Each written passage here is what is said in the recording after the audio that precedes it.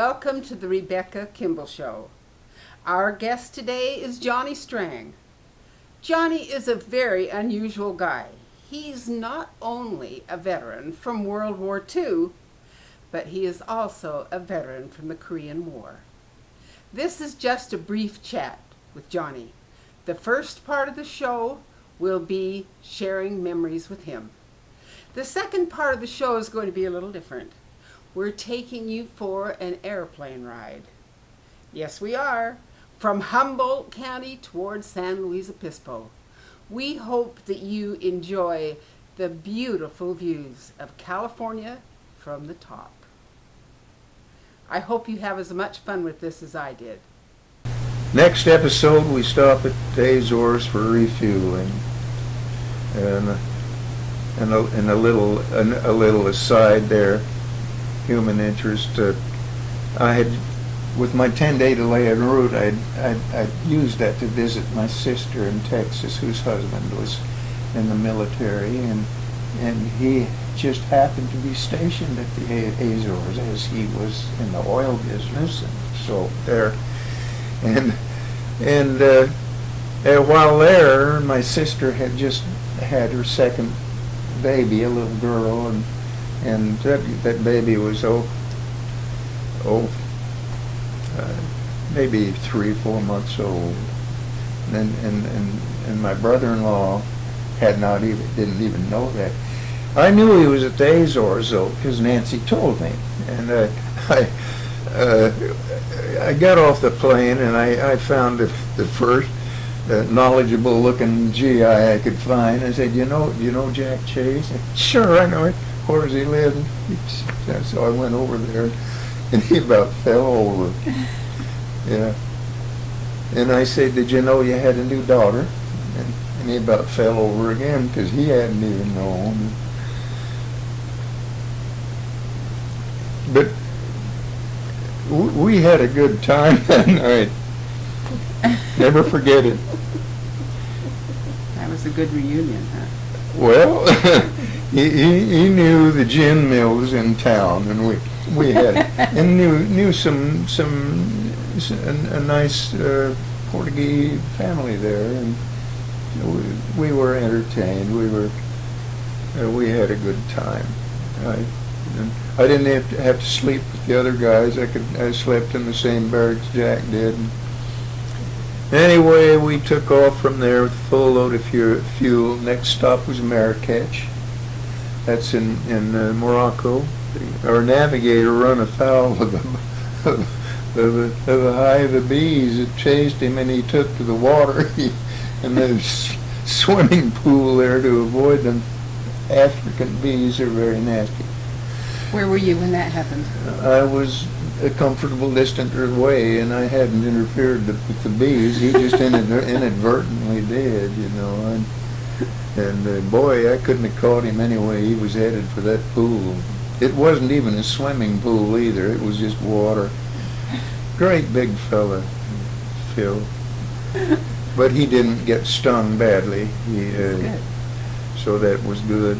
I want to ask you, the first battle that you faced in literal combat and the hardest battle you faced in literal combat. Mm-hmm. Mm-hmm. Okay? The first one was where the flak was close enough that I could hear it. It was a railroad bridge. It was the target. It was in the mountains, so the flak guns were located high, so they were especially accurate. The mission that day was Vienna, which was a dreadful target. That's back to our earlier conversation. That's where that crew went down that I was telling you about. The target was Vienna, and so we were a bit apprehensive, understandably, about that. But Providence, be as it was, the weather was such that the missions have to be coordinated from one group to the next, and it just it was a snafu from up above. You know, that the mission just failed, and we were then the word came down. Well, to individual outfits for to individual squadrons. If you got separated, which we did, choose a target of opportunity and deliver your load there and come on home. The bombardier gets a target folder. Primary target is of course the main show, but then there are other targets that it would, if that being out of the question, you adjust and take your load to another target. It would be nice if you could. A secondary importance. Yeah, that's right. And well, they picked. Well, the skipper made the choice. Rocco. He chose Maribor. Was a target of interest.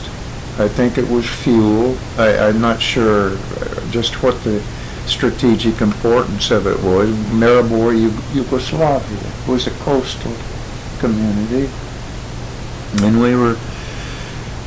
So we went there, and by that time there were only 3 of us left in the squadron.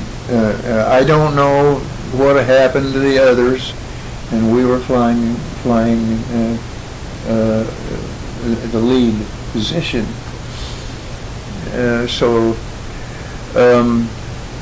Found the target all right, got on the bomb run, and went on about our business. And the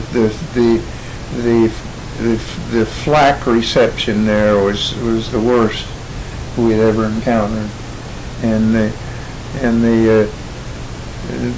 guy, the crew in the number 3 position, his navigator was hit in the foot. I found later that he lost his foot because of it. So the skipper there, he said, "To hell with this." He peeled off and went to this. There was a little island off the coast of Yugoslavia. I believe it's VIS, something like that, where in such an, if you've got someone seriously, you can take them there and they can get immediate medical attention. And that's where they went. And the other one thought we were crazy for they peeled off too. And that was that was Joe Cathy. He was a senior member of our squadron. But well, I don't blame him. I don't think any else. But anyway, we were the lead, so Rocco felt that we were duly responsible to follow through, which we did. And I had my head in the bomb sight doing the bomb aiming. So all of this, I didn't see all of this because with your head, the bomb run is a horribly and absorbing occupation. Oh, of course, you have to be concentrating on your pilot. You've got to. The bombardier has direct control of the aircraft, and he and the pilot are in communication, and the autopilot. So you could hear the flak. It was close. And while I was on the bomb run, a great big sunflower, the screen underneath the bomb sight is made of a transparent material that can turn away 50 caliber, 20 caliber cannon shot. It's hard to believe. I didn't believe it at the time, but something hit it. I don't know what it was. It's probably a piece of flak, but it opened up. It's like a spider web of an array of cracks underneath there, and that's right. I'm looking through that at the target. That got my attention, but it didn't interrupt what I was doing. But I noticed that we were being shot at. About the same time, I heard a loud ping, and and then it was about bombs away time then. The bomb site, you set up, the bomb site is a computer, and you set that computer up with what you do to the bomb site during a bomb run. You have to solve the ground speed problem. You can see where that's going to have an effect on where the bomb is going to go. Exactly. Because it inherits its component of its velocity from the aircraft. And Right. that has to be set into the site. And that's what the bombardier does with those little knobs. That's what he's doing. Right. Anyway, it was, that part of the problem was solved, and then it will release automatically at the right time once you're synchronized, and that's a term for having the solution of the problem. Anyway, this loud ping, and bombs away, close the bomb doors, and then I look around to see where that piece of flak came through, you know, because it must have been a big one, and I couldn't find any place where the flak, anything came through there at all. So,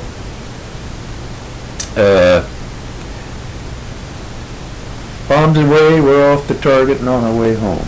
You're done. Yeah, we got it. And of course we were looking for results. We set some oil fires down there, and which was good, and intelligence got pictures of it. That is, we had another outfit flying P-38s there that did photo recon after on every target. Yeah. So we got good reports. However, on the way home, the flight engineer gets looking around. He discovers we don't have any hydraulic pressure, so we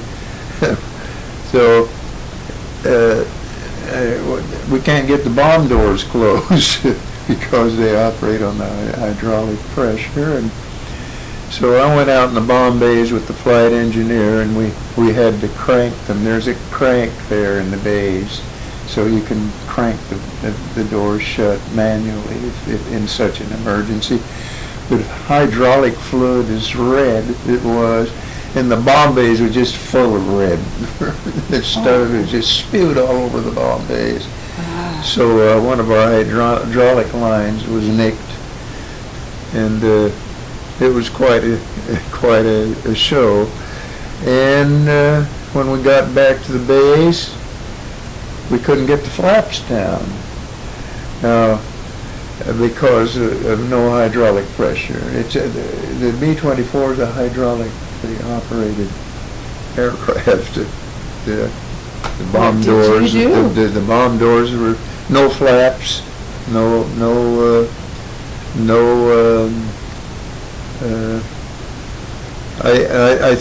I can't believe the landing gear went down all right. Well, with no flaps, it didn't slow you down much. You must have been becoming wild. Well, what the skipper did, he got the waist gunners to. You can take your chute off and tie it to the stanchions, affix it to the stanchions that these waist guns are mounted on. These 50 calibers. There are two of them, one on each side. And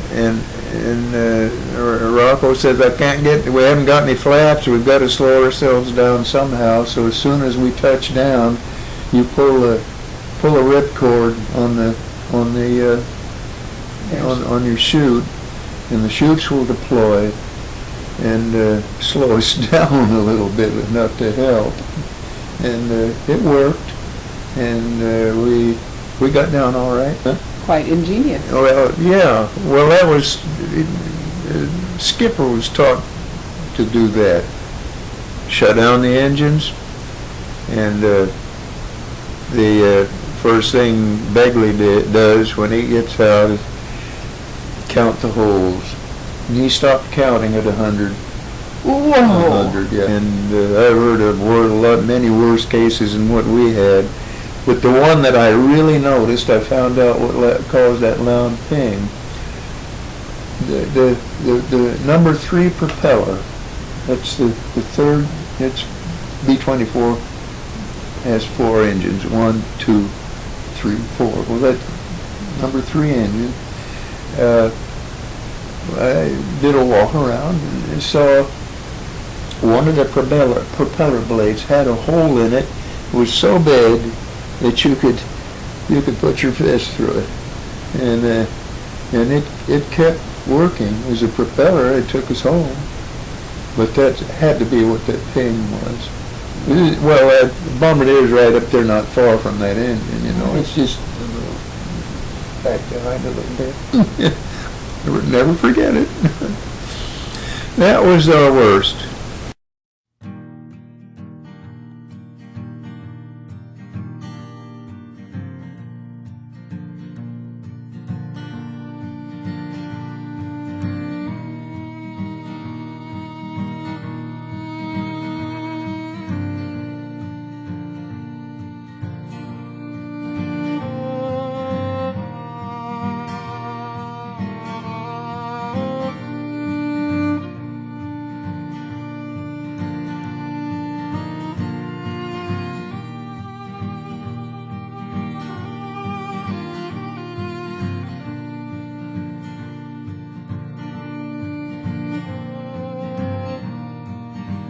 After I leave you, I regret.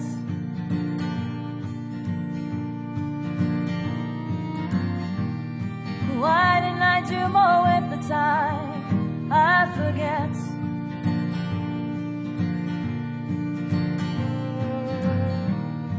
The minutes after I leave you, I pretend.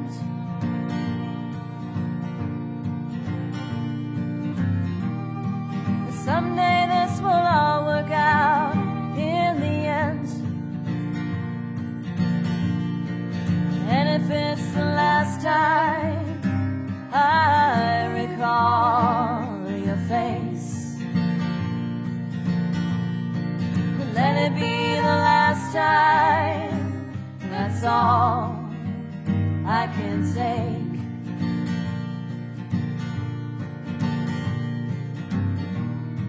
If I think about what it means to confess,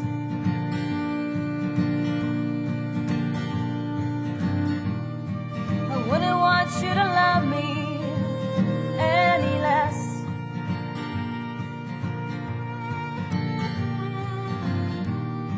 But I'm afraid of not articulating what I feel.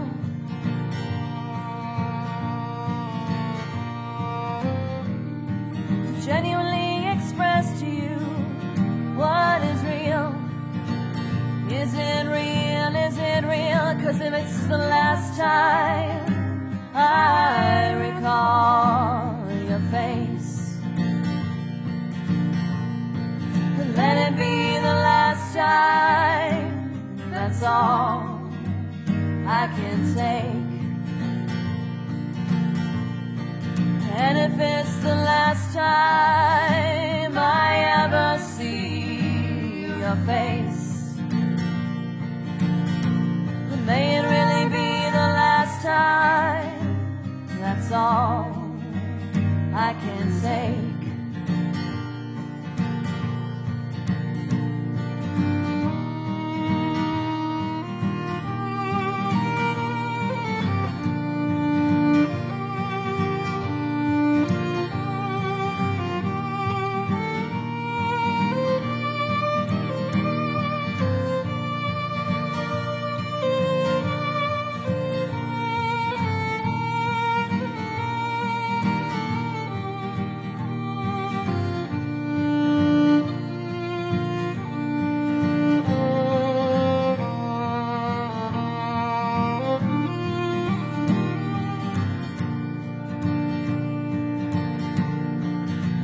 If it's the last time I ever see your face, may it really be the last time.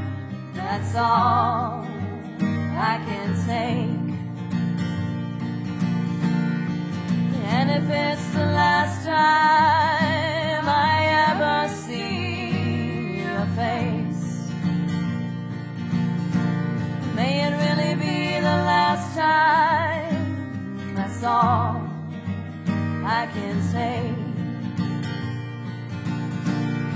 And if it's the last time I ever see your face, may it really be the last time.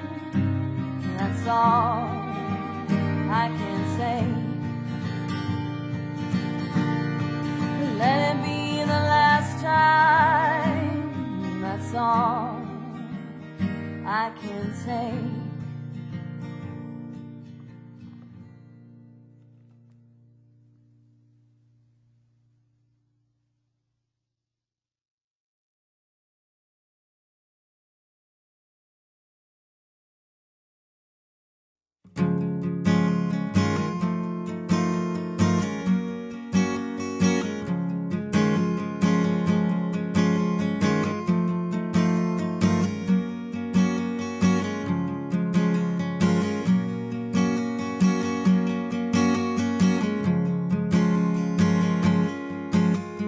Come with me if you want.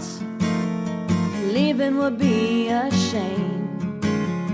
Let's make a new start before it gets too late. It's going on another day.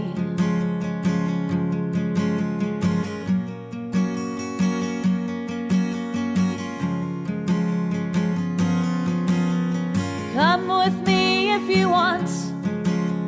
Why do we always wait? I'm too tired to talk. You just need a leap of faith. Don't save it for a rainy day. This feeling inside is just too hard to take. I don't know what's in front of me or what will come my way. So what have you got to say? So what have you got to say? Come with me if you want. Why do we always wait? I'm too tired to talk. You just need a leap of faith. Don't save it for a rainy day.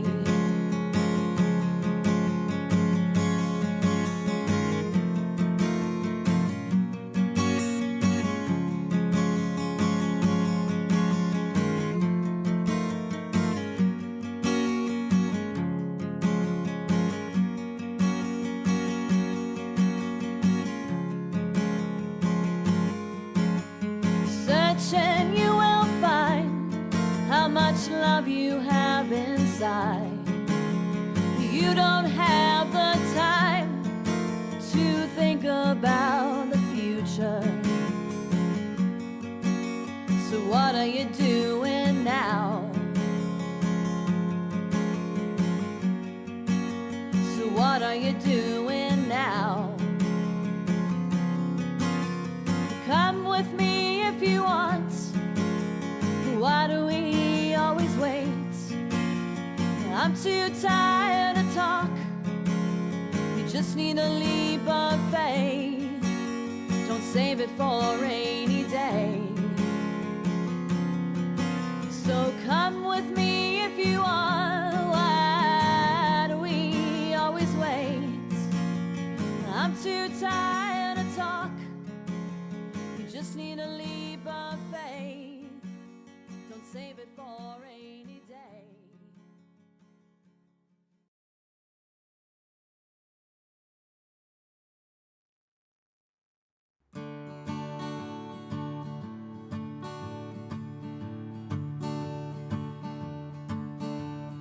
Takes a brave man to walk out that point. Oh Lord, it takes a brave man to walk out on that point. Lord, it takes a brave man to step out there alone. Lord, you walked it there, you're still walking it now. Sent you up the Mekong River to fight the Viet Cong. Lord, they sent you up the Mekong River to fight the Viet Cong. Lord, they sent you up that river to kill the yellow man. When you came home, you had silver stars on you, Lord. You got them silver stars. 40 years of lonely, Lord, you've got them silver stars. 40 years of lonely, you've got them silver stars. 40 years of lonely, don't you, Bobby, don't you? Yes, you do. You told me long ago, war is not a Rambo movie. Well, you said it long ago, war ain't a Rambo movie. You said it long ago, war is not a Rambo movie. Oh, you said it then, you're still saying it now. Your buddies, they all called you Sergeant War, didn't they, Bobby? Oh, your buddies, they all called you Sergeant War, didn't they, Bobby? Your buddies, they all called you Sergeant War, didn't they, Bobby? But didn't your mama call you precious child? If I held the keys to the Garden of Eden, oh, if I held the keys to the Garden of Eden, if I held the keys to the Garden of Eden, I would say, hey, Bobby, walk on in, Lord. It takes a brave man to walk out on that point, and Lord, it takes a brave man to walk out on that point. Lord, it takes a brave man to walk out on that point. Oh, you walked it then, you're still walking it now. You walked it then,